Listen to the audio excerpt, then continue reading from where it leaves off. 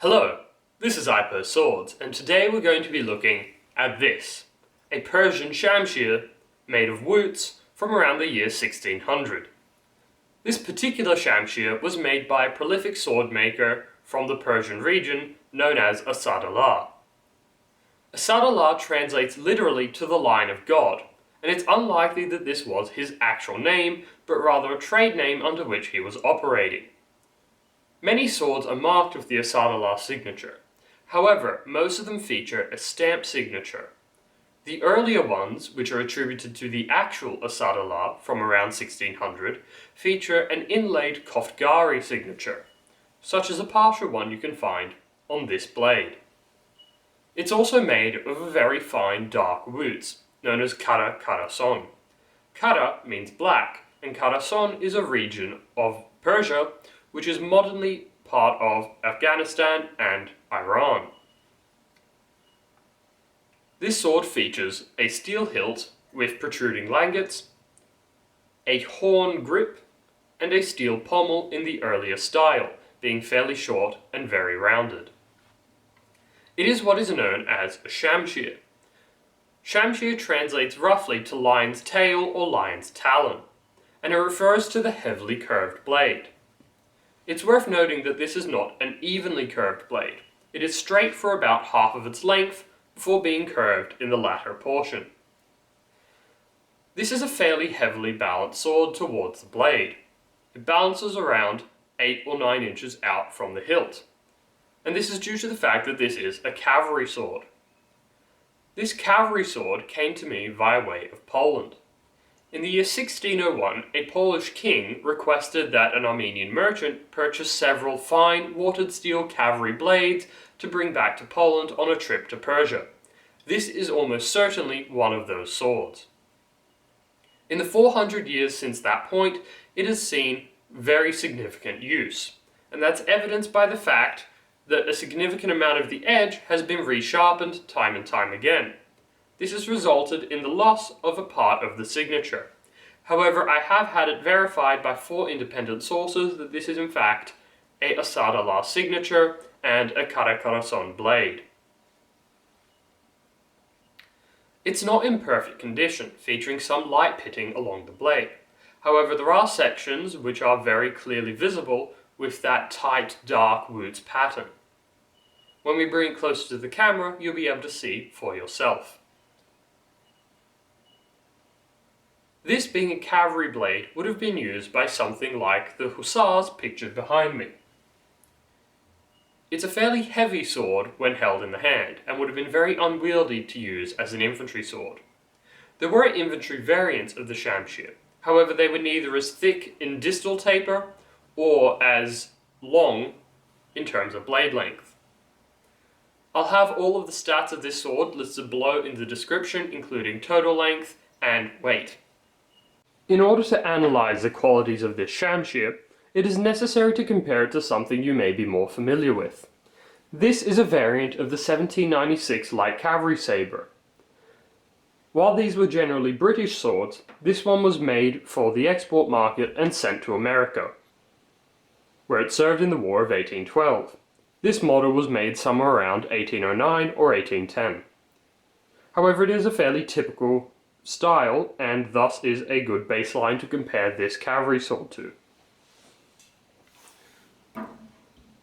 The notable differences in the hilt are, of course, the lack of a knuckle bow and the very thin grip used on the Shamshir. The grips on Shamshir vary widely, some of them featuring a half wire wrap and others featuring, like this, plain horn scales. I cannot definitively identify what sort of horn this is. However, I suspect it may either be some sort of bovine horn or rhinoceros, which was common on high-end swords at the time. The lack of a knuckle bow on the Shamshir is likely due to the fact that at the time, shields were still in use by horsemen. This can be contrasted to the 1796, which features a developed knuckle bow and was not used with an accompanying shield.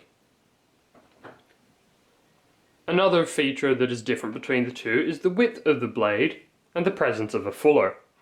The 1796 features a fairly broad fuller and is about a centimetre wider than the Shamshir.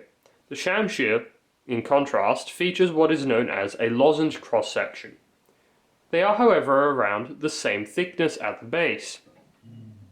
The 1796 is about 7.5 millimeters thick at the tang, and this Shamshir is around 7 millimeters thick at the tang. Another notable difference is the curvature of these blades. As you can see, the 1796 below features a fairly even and gradual curvature. It is also much less extreme than that of the Shamshir. Conversely, the Shamshir has a straight blade until about halfway up the blade, where it forms a secondary curve. The effect of this secondary curve is that in a slashing motion, this produces rather devastating cuts. It's also worth noting that the 1796 has a much thinner blade from around this portion up. At this point, they are both around 4.5 millimeters thick. However, from here onwards, the 1796 tapers to only be about 1.5 millimeters thick near the point. Contrasting, the Shamshir is still around 3 millimeters thick here near the point. This allows them both to weigh very similar amounts, despite being vastly different in width and in cross-section. Both of these are very effective cavalry swords, and both can deliver devastating cuts.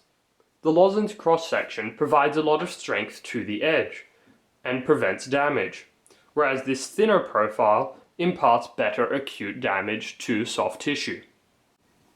Having spoken at length about this blade, I'm going to attempt to capture some of the character of the Wootz on this blade.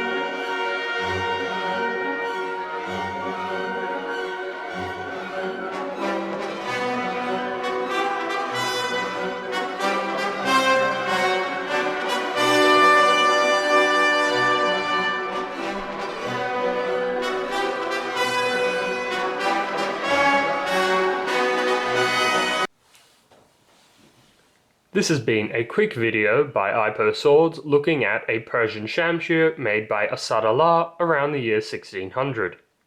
If you've enjoyed this video, please consider subscribing to my channel and liking the video. And if you have any further questions, please place them in the comments below.